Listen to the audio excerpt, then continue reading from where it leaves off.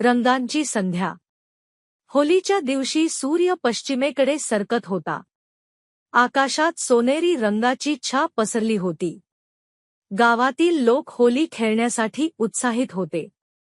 रोहन आणि त्याची बहीण रिया यांनी ह्या वर्षी होली खेळण्याचा निर्णय घेतला होता, परंतु त्यांनी नैसर्गिक रंगांचा वापर करण्याचा निर्णय घेतला. रोहनने त्याच्या बागेतील फुलांपासून नैसर्गिक रंग तयार केले.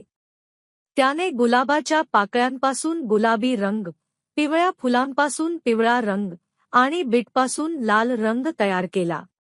रियाने ह्या रंगांनी सुंदर रंगोली तयार केली. त्यांच्या घराच्या बाहेरील जागेत त्यांनी ही रंगोली बनवली.